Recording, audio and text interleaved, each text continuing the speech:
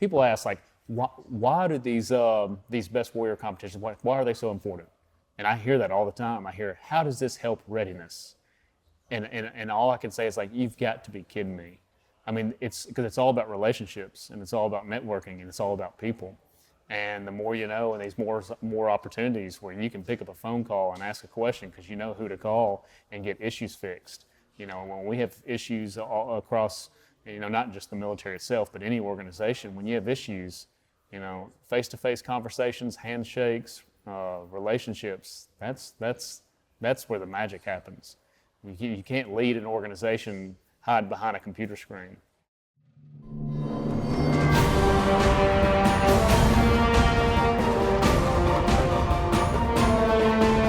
Welcome back to Leaders Recon. I'm your host, Joshua Carr, and today we have the National Guard Best Squad competitors with us to discuss a little bit about your experiences and the competition against the other compos. Welcome to the program. Thank you. Thank you for having us. So, there's a bunch of you here, so I guess we'll kind of go around the room a little bit, but I don't know, if, as a squad leader, you kind of want to give us an overview of just, like, you know, what is the Best Squad competition? Yeah, the Best Squad competition is a new idea that the Sergeant Major of the Army put out this year. So it's the idea is, you know, we don't compete as an individual, you know, when we're fighting in battle and stuff like that. So why should we have a competition where we're, you know, like a Best Warrior, to where it's just an individual event? So they wanted to tie it in to make it a squad event, which is how we fight, right? We fight in small teams, squads, whatever it may be. So I don't know, that's A little bit of a nutshell. So I guess let's go around the room real quick and just introduce everyone. So squad leader from Nebraska, yeah. Nebraska National Guard. Who else do we got? Team leader from Wyoming National Guard, Sergeant Tyler Holloway. Okay. And then I kind of jumped around as RTO navigator, but Sergeant Wyatt Walls from Oregon National Guard. Okay.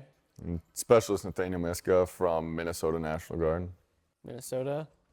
I'm Sergeant Faylis from Utah National Guard.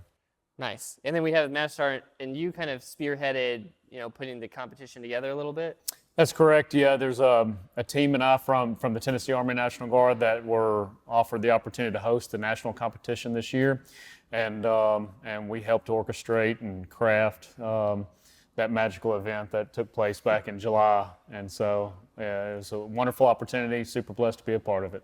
So can you tell us a little bit about, you know, as a facilitator, a little bit, like, can you tell us a little bit about, like, okay, what did the Best Squad competition actually consist of? Was it a multiple day event? Was it a one day thing? Like, Sure. Yeah, that's a great question. And it's always, you know, every year you see these competitions grow. You know, everybody's always like, how can we make this bigger and better for the competitors next year? How do we stay relevant? How do we stay keep it challenging and keeping up with what's going on in the operational environment today? You know, trying to mirror that. So for years, you know, the Army Reserve, Army National Guard, and the regular Army all competed at the Best Warrior level. So individual competition, just like Sergeant Coomer mentioned.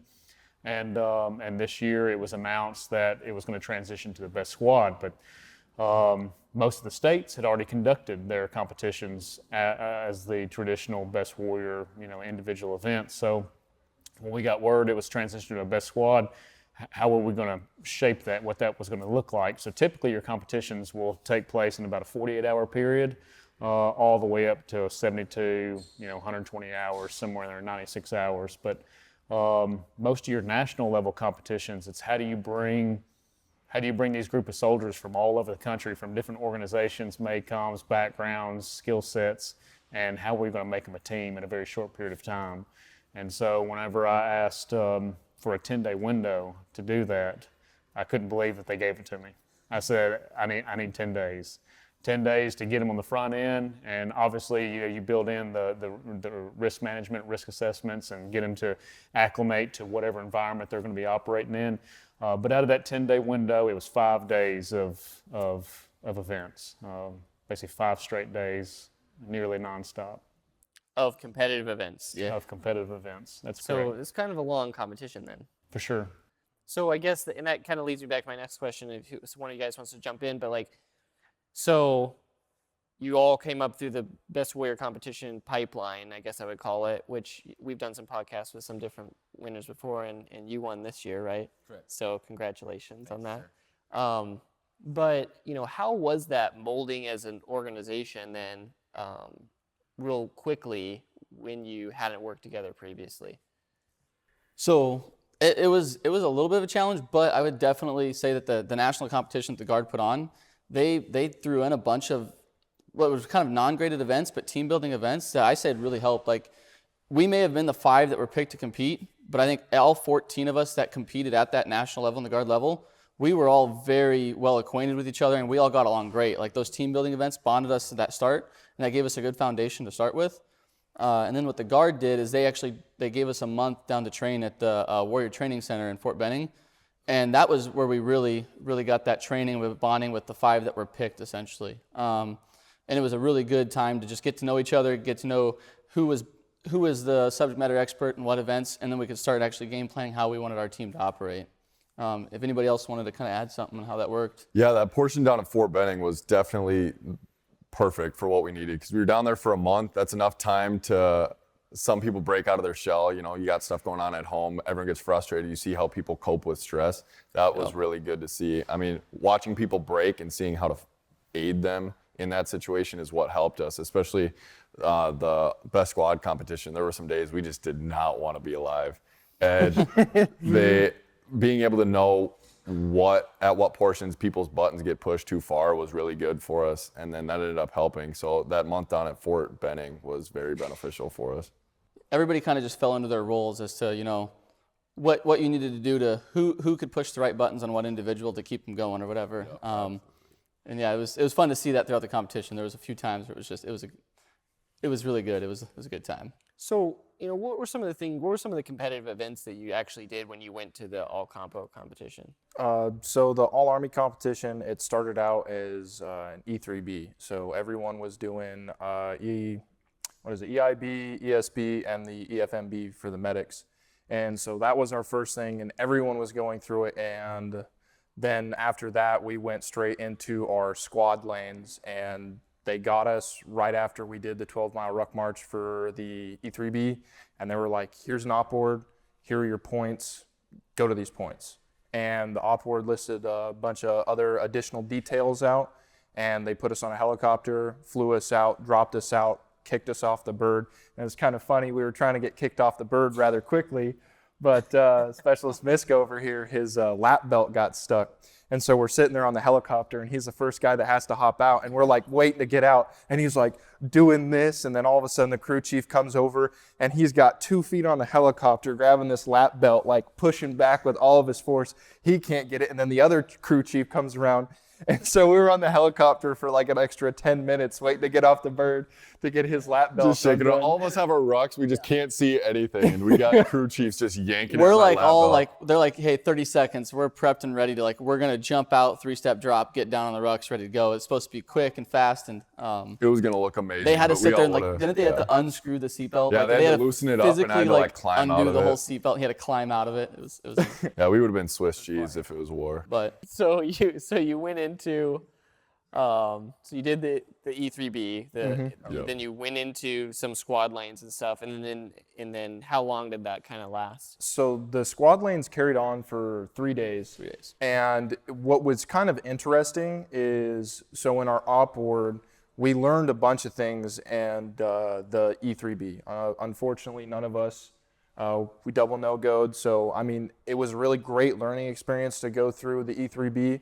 Really hope that it pops up for the National Guard and we can go back and get it. And a little bitter taste in our mouths, tasting that little bit of just like, all right, you don't get it. And I was like, all right.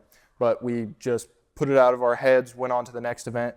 And we thought, looking at the op board, they're like, you're going to be training the local Atropian Nationals, certain events that you learned in the E3B. But when we got there, it was mainly, we showed up, our first lane was moving a VIP and then reacting to contact, moving through that contact, hitting your LOAs, and then doing a POW search. And then after that, we got taught a lot of events as we went to certain points. We were taught how to correctly hang mortars, how to correctly fire the Carl Gustav and the AT-4, and some of the other events. What was the hardest event for you? For me? Yeah. Oh, man. That's pretty tough. Not Lanham. Lanham was one of the ones I excelled at. There wasn't really any like, singular event that was difficult. Obviously, the expert soldier badge lanes was probably the most difficult one, just because that's something that you need to train for and study for already. And we found out we were going to be doing that the night before, and then they were going to attempt to do it in 3 days. Yeah. But Hurricane Ian came in, so the first day during our expert soldier badge lanes, they brought us back so that all the cadre and stuff could go home to their families. So day 1, we didn't get much done. Day 2, we attempted to do all the medical and the weapon lanes in 1 day. So there was people who were out there for over 24 hours trying to get that done. Yeah. I think 3 people got their expert infantry badge out of the 60. So. Yeah, it turned out the circumstances were just incredibly difficult because normally you get that full train-up period, and then you get enough time in before an event to actually, finalize your training, be comfortable with an event, and then test out. And so what it came down to is when you're testing 20 events in a day, that's just nonstop. Your brain is fried. We didn't sleep. We had some guys like Walls over here. He pushed through. I mean, all of us had been knocked out, and we were able to stay there and help aid him in training to like 7 a.m. the next day, all through the night. And just, and it comes down to just your fatigue knocks you out at some point. So it's just kind of poor circumstances for stuff like that. But I mean, that aided in the competition breaking us down. Talking about a little bit about fatigue though, like when you got into these squad lanes, right? Later on in the competition, you running 24-hour ops. Like, what's your rest cycle like? Yeah, so Rest cycle. that first day, technically the first day out in the field, we started with 3 in the morning, I think is when we got up. Yep. And that's when we went right into our 12-mile ruck march to finish out the E3B testing. And then immediately from there, we went into weapons qual, and then we had breakfast with the op order, and we had like an hour, I think, maybe to plan out the op order. No time really at all, just kind of look it over. And then, so it was 3 in the morning, and then that whole day was just rucking. We rucked another 12 miles basically after that first 12. Then we got into our patrol base, and you're pulling security all night too. I mean, those 2 days, the first 2 days in the field, was pretty much no sleep, very minimal sleep. And then that third night, they actually let us sleep a little bit, but they were trying to fatigue you and keep you tired and stressed the whole time. So what was like that culminating event then at the end of it all? We did a stress shoot at the end. The 82nd Airborne's got a stress shoot where they'll show you a puzzle. And you have to memorize the puzzle. Just take a mental image, and then you'll run through. They've got like about 100-meter stretch that involves, a farmer's carry, filling a wheelbarrow with sandbags, jumping over a wall, and then you'll go into like a course of fire, and then you'll go back through that same 100-meter lane and do sort of those physical events in reverse. And then you've got to go back and reassemble the puzzle how it was assembled in the photo that they had shown you. So that was the culminating event there. The NCOs, they added a little bit more to that. We did the same thing, basically, the same exercises. So you went through it the first time, did the exercise, came back, you shot your M4 at lower level, then you went through, did the exercises again, came back, and then you shot in an elevated, angled platform. And then after you're done shooting there, then they actually took us over, and we had our M17s, and then we shot on an unstable platform at a target, and then you went back to assemble your puzzle. So we had just 2 extra events, basically. So it's kind of, that last kind of event is a little bit individually focused, is what you're saying, like. Mm-hmm. Yep. Okay. Yep, and that's things that we'd kind of talked to them about. And I know in the future they're going to try to do, for anybody else looking to do in the future, they're going to try to do some live fire, like squad live fire stuff, actually. There's just something they couldn't plan this year, but it's definitely something they're looking at doing in the future. So that'll be a very interesting event to see and watch them conduct. Huh. So I guess going back to you, Master Sergeant, you talked a little bit at the beginning about kind of orchestrating it. Were you there for that month-long train-up they had down at WTC? I was not. Okay. Not now. I didn't go down to Fort Benning with them. Once they left Tennessee, I just kind of monitored their progress remotely. So, what were kind of your big, I guess, training objectives in that, a 10-day period that you had there? And then for the, good luck training It's a great for the question. next month, right? What were some of the big things that you were like, hey, here's what you should need to do to be successful. Right. No, it's a great question, and I'm glad you asked that because you see it every year. And you see a few common traits amongst the winners every single year. Some of those common traits are the ability to improvise and adapt to anything and everything. Figure things out quickly and move on. Another thing is that short-term memory. And I love these guys' motto from the competition. Their motto was "Mind of a goldfish," Heart of a lion. and it's Heart of a lion. Mind of a goldfish, heart of a lion. So it's being able to, if you didn't do so well on a particular event, it's close that chapter, move on to the next one. Another one is resiliency, being resilient, not just physical resiliency, mental resiliency, because you find yourself alone a lot throughout the competition in different scenarios, and being able to just keep pushing forward, doing those little things right, and just not completely giving up, because these guys had every opportunity to give up. And I told them at the beginning of the competition they had multiple GPS trackers on their body, and that was solely so we could secure our equipment when their carcass stopped moving for an extended period of time. And it was big. So when then, like, how do you measure that? A lot of the things are difficult to measure, especially when you looked at it from like an objective versus subjective type grading criteria. And you always have those physical fitness events, so ACFT obviously, but we like to diversify. We don't just stick to what the Army says, this is how we're going to measure a soldier's physical ability. So we call everything an assessment, and we're able to change some of those variables, some of those events, and it's all performance-based. So a lot of what we do is not based off a specific number of repetitions, like, for example, 60 hand-release push-ups is the max. It is number of repetitions, the most number of repetitions in the time allotted. Okay. And so you get these guys, these workhorses that start, they're their own competition, and you're just doing it in the time that's given to them. Land nav, it had an impossible number of points to attain in the time allowed, but it's who got the most points in the time allotted.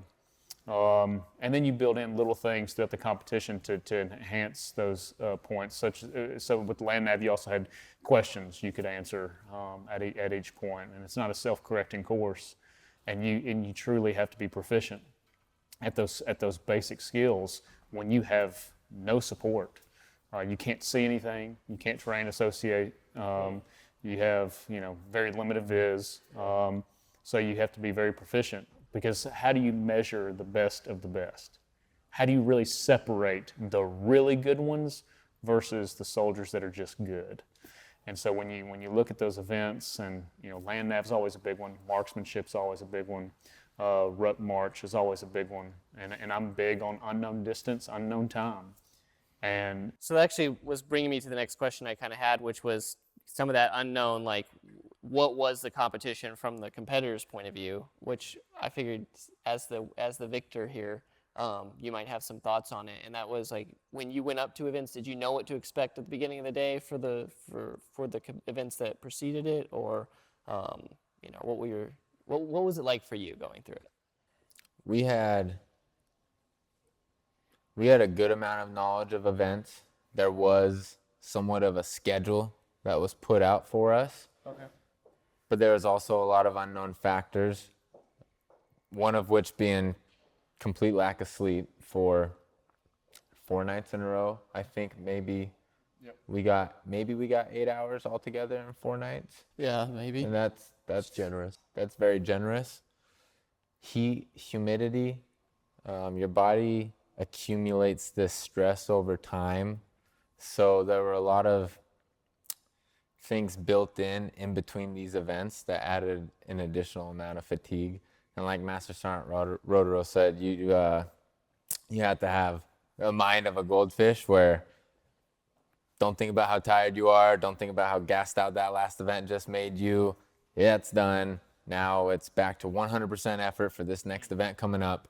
And so it's not about if your body will fail you, it's when, because your body's going to fail you if you're putting 100% effort into each event, which we all were. There's not one event where we left some in the gas tank. And that's what's incredible about this competition, whether it's at the National All Army, you just have a bunch of people who empty the gas tank every single time they say go. So what was it? So walk me through your experience a little bit. So you show up in the first day's events. Can you kind of walk me through, like, what were some of those first events like for you? What was the most challenging? What was easier for you? Just tell me a little bit about your experience going through it. My experience, day one, I thought it was just going to be cutthroat competition, every man for themselves. And before the competition even started, Master Sergeant Rodero had team building events. And so right away, it felt like a team experience. So it felt like a bunch of friends all giving their max effort, hyping each other up. And day one was a long day. We started with an ACFT-based event, but like Master Sergeant said, there wasn't, hey, you just have to get 62 and you maxed out the push-ups. It's how many can you do in this amount? And so you're given max effort, everything you got, every event. So we knocked that out, and then we went directly into swim events. And so we did 3 different swim events, all challenging, gassed out at the end of every event.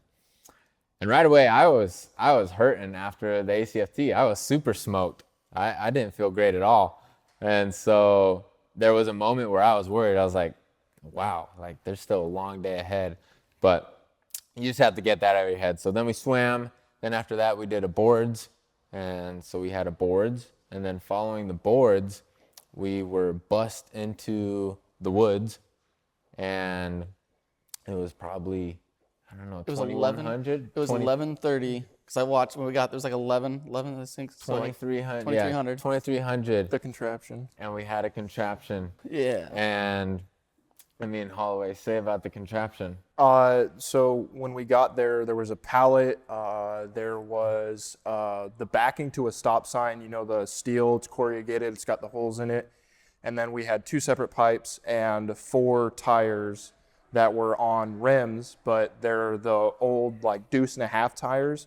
So it wasn't, the rim came down to a very small point. It would be easy to put the tires on. It was a huge hole. And I think if I remember correctly, we had 4 cases of MREs, 4 containers of water, 2 ammo cans, Wow. 2 249s, 2 240s, and a roll of rope, an oil pan, and a chalk. And A our, full and, a our, rescue and, our, Randy. and our Full rescue rescue Randy. And a Randy. rescue Randy. And they came up to us and they were like, all right, you guys have to build a contraption to move all of this equipment. This is the equipment you will be using throughout the entire competition. And you have to find some way to move this from point to point. And How many people in a group are we talking? so this was All as 14. all 14 competitors were here together. This is one and of like the team building events that they kind of threw in at us. You know, you get all these alpha, these alpha type personalities, and we didn't know what was going on. We're all competing against each other, and they just, hey, you guys have to all figure it out together. In unknown distance. Yeah. what was really It's already cool late. was that the way we came together, I kind of was just like, hey, I'm going to write down everything that is on this, and I'm going to write it down exactly as it was, because one of the things they said quietly, they were like, you have to put it back the way you found it at a certain point in time. And I was like, okay. So I wrote it all down in my notebook, and I came up to one of the soldiers in the soldier category. He got his NCO, Sergeant Redding, super cool dude. I was like, hey, you're in the soldier category, I'm in the NCO category. You write this stuff down off of my notebook, because I don't know, they might throw something in here like, hey, you're dead, you're dead, you're dead. How do you put it back together? And so we disseminated that information. It was really interesting, our dynamic coming into it. We did have a lot of A-type personalities, like Sergeant Coomer said, but it did not feel like that when we got there. I was like, hey, let's try this. We talked around and we're like, all right, we kind of concede on that idea. Unfortunately, it didn't work. We tried to put 4 tires and creating 2 axles on top of the pallet. It just didn't work because the rims were so big that when the tire went through it, it'd fall on its side. And I think 3 hours later, we had pushed it like maybe 30 feet. And finally, they were like, hey, we want you guys to get some idea that you might be getting sleep tonight. How's about you try something a little different? And so they gave us just like a little hint. They're like, do something different, but tie the tires together. And we kind of like looked at each other, and it dawned on us. We turned it from having 2 axles like this coming out the side. We had the pallet sitting here in the center. One of the bigger pipes, and on the back of it are long like stop sign thing coming into the front. And we turned it into like a trailer where it's a triangle and an axle in the back, and we tied the tires together. And when you tie those tires together, instead of just having one singular rim where it flops over, you have 2 now, and it's stable. And then we had Sergeant Manville, who isn't here right now, he's on deployment. He went to mountain school, and he was absolutely invaluable during that event. He was getting us on knots, lashing things together for us because we didn't have tape. It was just paracord and a large cord, and then I went to the front and just threw little loops in the knot and stuck sticks in it. And so we kind of had like a dog sled team. And then once we did that, we got on that contraption and we started hauling everything on it. And we'd stop occasionally. We'd rotate the 240s and 249s around, and we went to our first area where our first patrol base was. They gave us a class on how to do a water crossing, and they were like, it would behoove you to remember this. And we were like, oh, okay, so probably doing a water crossing. And then they put us to sleep, but for like 30 minutes. But it was a really cool thing because they pulled it directly from one of the events in selection during like team week style of thing, and bringing that in and having a bunch of random dudes come together. And I mean, we needed a little help, but it wasn't like, hey, you shut up, blah, blah, blah, blah. No, we were there as a team, and it was really cool to see how fluid we were. It was like, hey, do you need a break? Okay, here, I'm going to give the 240 to you. I'm going to take over. Hey, how long are you good? And we just went around. You guys really came together then. Extremely well. And I don't- Day That one. was such a perfect event to And- just start the entire Were they? series. And I don't know if this is for sure, but like something they did at the All Army competition is like at the All Army, at the All competition, they were grading us as a team on how we like leadership and stuff. And I don't know if they were doing that during that event, but they kept writing names down where they rate like how well people worked and stuff. And like if people just basically said, you know, like, no, that's a terrible idea, and just shut people down. And So we took a lot of notes. Yeah. So all the cadre that observed these team building events, we took notes on everybody. But where the actual grading criteria came from, all the team building events rolled up into their peer evaluations. So they rated each other. And that's the criteria we used to figure out. That was a graded event. yep, You graded each other. we hated each Oh, other. wow. Yep. So Yep. yeah, after talking to Master and Rodero, all of the team building struggles we had weren't graded at all. Like all It was that just came a down peer to on eval. that last day is who was a good team member. So our evaluations on each other is all that mattered, which I was know- such a good way to go about it. I graded Because- myself so harshly on that because I was just like, man, like I don't feel like where I was at, but like everyone else, like I was sitting there trying to have like an improve on some guys, and it was the tough, hardest thing. Honestly, like one of the harder events is just like trying to like how could this guy can improve, because like we're both in the suck, both zero in the gas tank going, and I'm like, I can't write something bad about this guy because it was just like someone would be like, hey, check this out, I kind of messed this up, but when you get onto the 320 range, you can't really see. We were shooting at Jack Daniels had donated whiskey barrels, and that's what we shot at during the night event. And they're like, hey, when you see the glow stick, aim up a little bit and you'll actually see like this kind of clearing in the back. And they'd give you like little tips, and I was trying to do that. I love shooting, and so like any shooting pointers I could give, I was trying to like give out. And it was so hard with that like cohesive bonding and everyone's there. It wasn't, it didn't feel like a competition. It felt like we were all there to get better, see where we were at.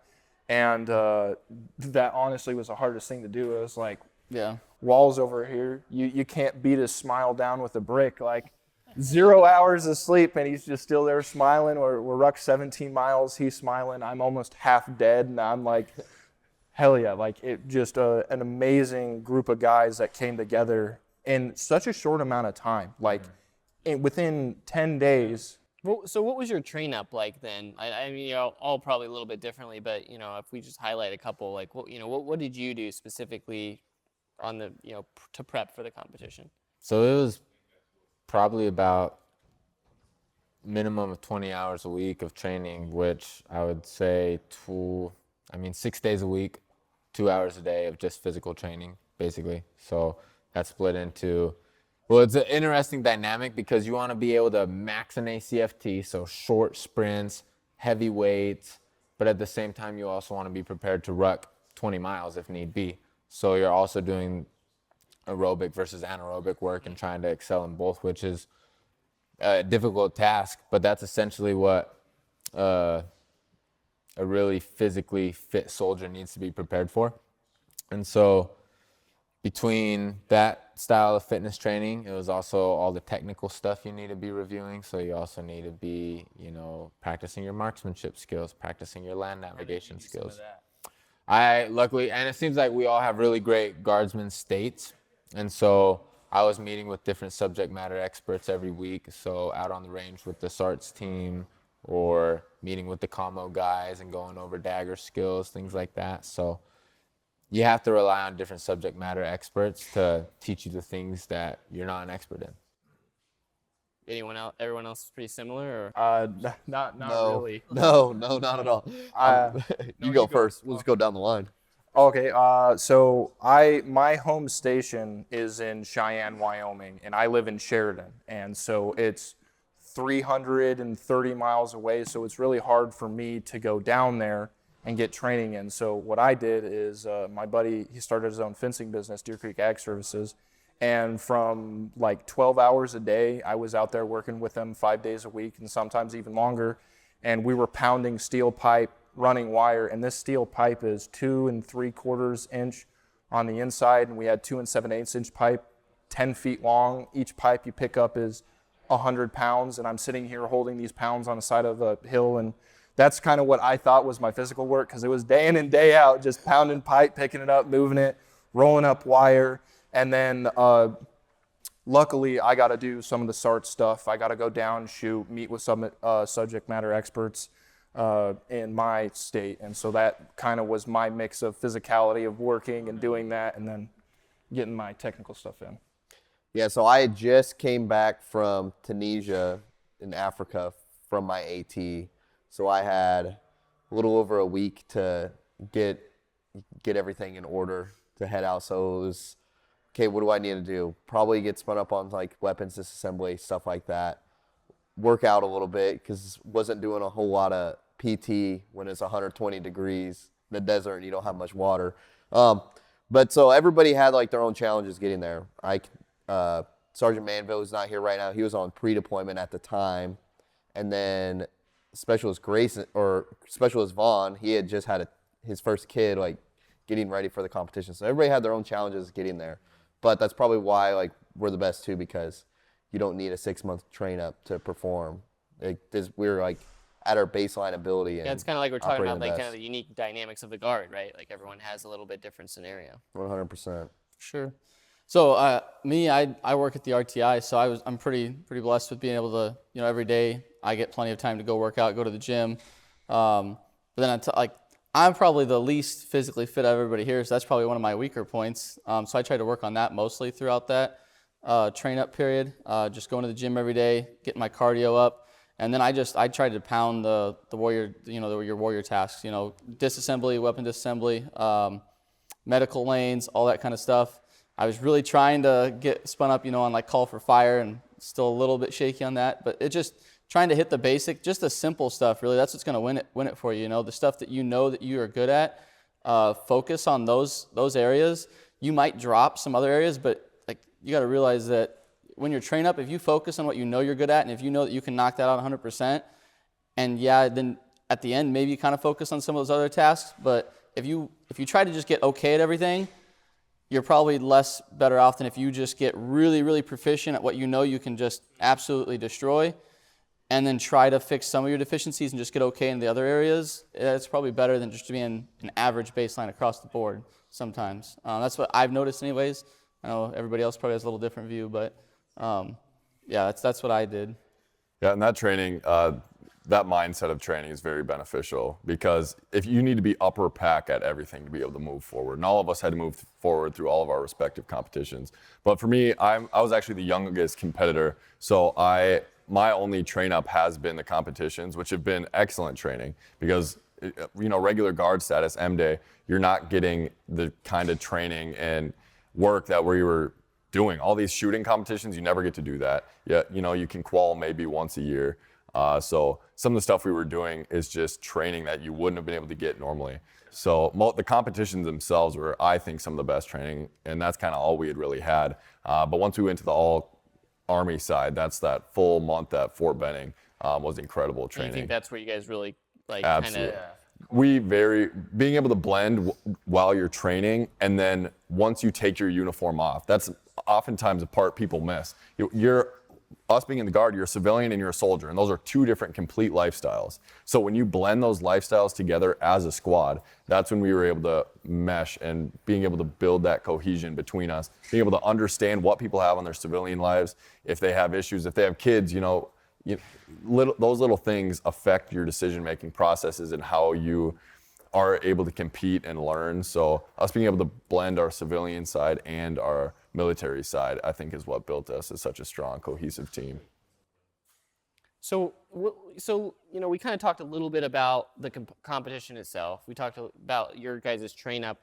What would be those pieces of advice, though, that you would give to soldiers who are getting ready to pursue this in the next year? And like, what would you recommend that they do differently, or what would you recommend that they do that you did as well? Definitely the biggest thing is your mentality.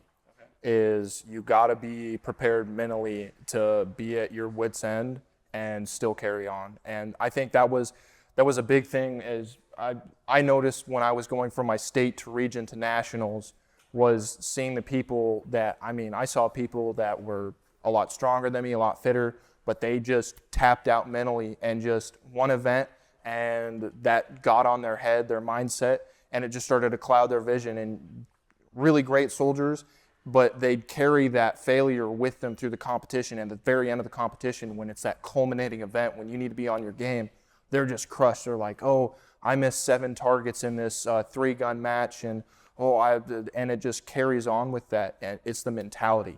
If you fail a task, forget about it. It doesn't matter. It is in the past. You're straight on to the next one with a clear mind, clear conscience. And that was one of the big things I would harp on, is just your mentality is huge. Because 5 days, if you start messing stuff up and start getting down at yourself in day 1, what do you think you're going to feel like at day 5? No sleep going through there. So your mentality is huge. Physicality, your knowledge base, those are big things. But mentally, if you're not there, you're not going to compete. I would definitely second that, because I think that's the one thing you're going to find out with all of us. You mentioned before, right? Like, mind of a goldfish, heart of a lion. Like, we all know those, you go on those, like, let's just say like a company run kind of thing, right? And you always have that, hey, that individual that's like, well, I've only got 2 miles left, right? And you get that in your head, like, I've only got 2 miles left. And you think about it in this competition, like, then you get done at that 2 miles, and we all know those people that it's like, all of a sudden somebody says, hey, you got 2 more left. How many people right there? Just, nope, I'm done, right? Their body shuts down on them. And you're going to get that in the competition constantly, where like you see the schedule and you're like, man, like all I've got today is after this O course, we're just going to move back to this next training site. We're done. Like we're good to go, right? And then they throw us in the water and they don't tell anybody. And so now everybody's like, man, that was my last dry uniform and everything is soaking wet. And if you have that mentality of like, if you're always hoping like, well, it's going to be done, right? Then you're going to give up on yourself there. So like you just have to be resilient and strong. Like that's like with all of us, when stuff got like that, that's when you'd probably see us smiling the most. Like we just like, whatever, just laugh it off and just be happy. Like it is what it is. Hey, we're going to keep going. I'm not going to give up just because it's starting to suck a little bit more. I was cracking jokes the whole Yeah. competition. The entire That's time. like mentally, like you can't take it like, there are events that you need to be 100% focused in and whatnot. But when you have the off time, relax. Like I was trying to crack jokes, the entire time talking with everyone. And like when someone around you, like I notice is like when I help someone get a little bit out of the suck, that made me feel all the world better. It's like I made his life just a little bit easier in this competition. To me, what I'm hearing from you guys, and it sounds like kind of what Master Sergeant was hitting on at the very beginning, which is that like you're already, like everyone was already at like a very high level of physical resiliency. You know what I mean? Like everyone who showed up at the competition was physically fit, right? Did anyone not max their ACFT here? Oh, I didn't even come close. No, I okay. probably got like, I was pretty near the bottom in all the physical events, but resiliency goes a long ways. But That's just something for life, though. Just be resilient in life. You'll be fine. But What was the your thing biggest that you'd thing say with always? the competition, I would say, is like assume you're going to go all the way, because it's not a short process. And if you have all these other things, if you're making plans, after state, after regionals, you're wrong, because guess what? You're going to be getting right back to training for those. So assume you're going to go all the way, like get a good baseline of fitness, because you're not going to have a lot of time in between and like make drastic improvements to like your physical body. So you can make great improvements in like the knowledge-based side and your skills, but get a good baseline fitness, maintain it, and assume you're going to go all the way, because there's not a whole lot of time in between. So you just have to stay ready. So get a good baseline of fitness. Mindset matters. Yes.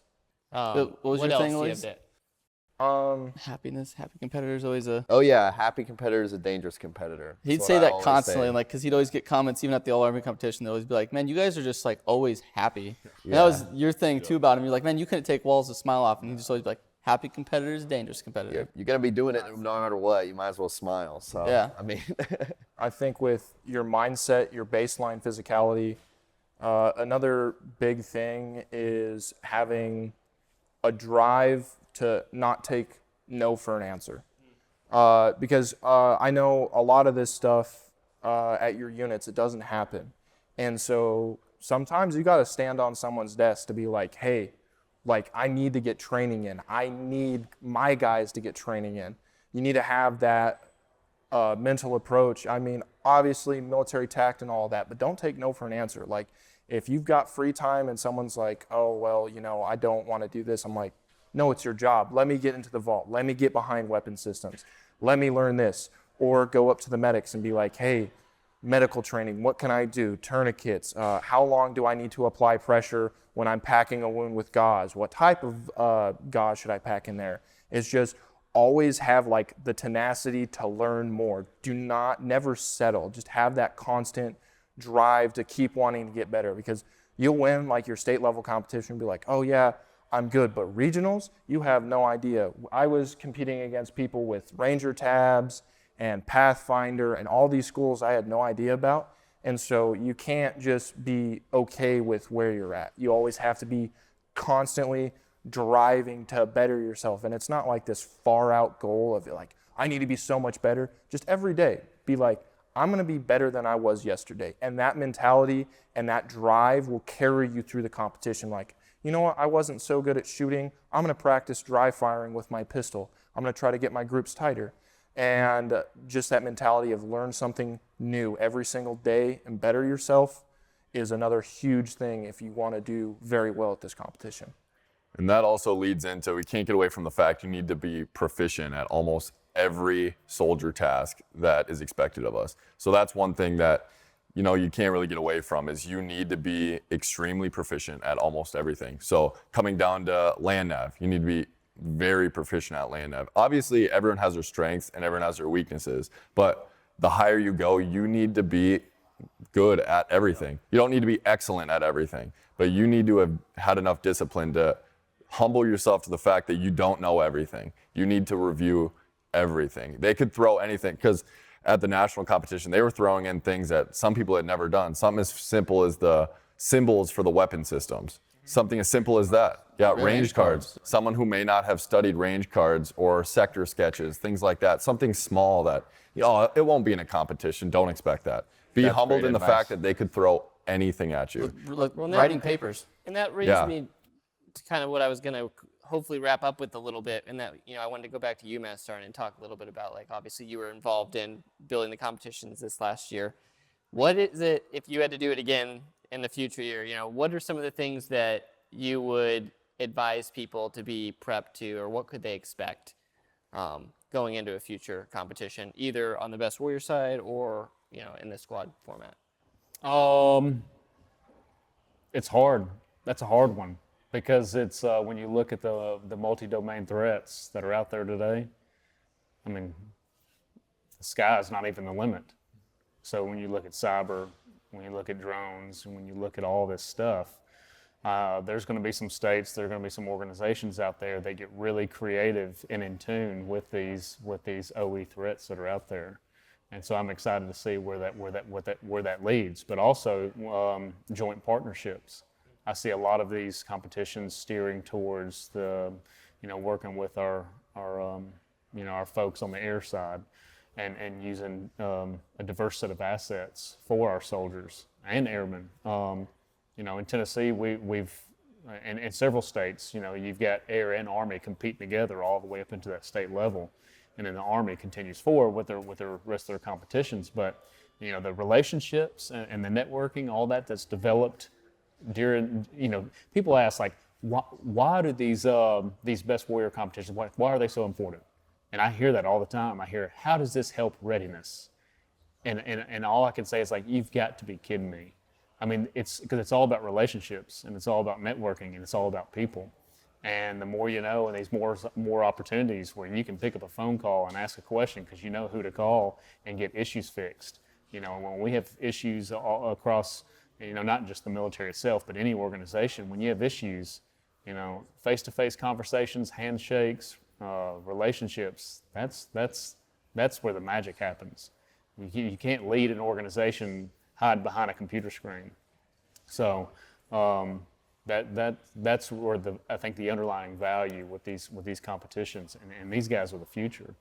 But yeah, as far as back to your question, like when you shape that out, it's you're striving every year to be relevant and keeping up with the demands of what our future wars potentially look like, and your -10 and your -20 don't keep up with it.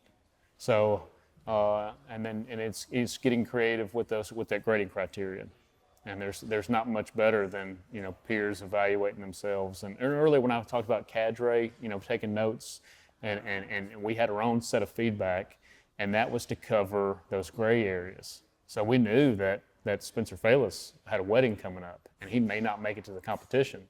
So we had that conversation of who's going to go in his spot, and there was no question that it was going to be Walls. And it was because, like, how do you measure that level of resiliency? And he was phenomenal. We couldn't break him. He was always smiling, always. It was phenomenal. Tyler Holloway, the first day I saw him in Milan, he's prancing across a field like a young deer with his ACU trousers completely split from ankle all the way to groin. It almost looked like a dress, where he had just finished his TC3 lane and loading casualties on a UH-60, and he had it all on display for the world to see. And just happy to be alive, like a young child. And this was the day after the contraption. So like, how far can you bend an individual before they break? And we definitely stretched the seams that week. Absolutely. But they made it through it. Yeah, so I guess going in, I guess probably my last question here, really, turning a little bit back to the competition. So obviously we talked about preparation. We've talked a little bit about how it went on the National Guard side and at the All-Army competition. Now, at the All-Army competition, obviously, you had all the active component teams that were there, How did you feel like you did comparatively to some of them? And what were the lessons learned that you took away from the other Army teams that were there? The Guard's just as good. Yeah, I would say absolutely. don't back down at all. Like, we are right on their level. If not, like, I think we're better half the time, because we bring so much more to the table than active Army brings half the time. You got to remember, you get 11 Bravo from active Army. Like, that's what they know, right? They know 11 Bravo. What else do they know? You bring us, right? Like, it may not seem like a lot, but I got a carpenter on the team, right? Or a carpenter, and I got he builds cabinets. He builds fence, right? Spencer Falis would have been a medical guy, but then he also works in the medical field and the civilian side. Like, we have a broader range of experiences that almost gives us more of an advantage sometimes, I believe, on the Guard side, because we don't just have that one thing that we're proficient at. We can be proficient at a lot of things. And, he may be a 13 Fox, but he has other skills that he can bring to the table, and you can learn to utilize those, to where you don't always have that on the active Army side, and it puts us right on their level. So, like, don't back down. One more thing on that is, we train like baseline training, and for this competition, we well exceeded the 39 days a year. We have 39 days a year. There were 12 teams total, or 12 squads total at this All-Army competition, and along with our reserve component. And out of those 12 teams, 2 of the teams that went to the Final Four were guard and reserve.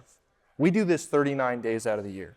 That just goes to show that our training and everything, everyone's like, oh, we're weekend warriors.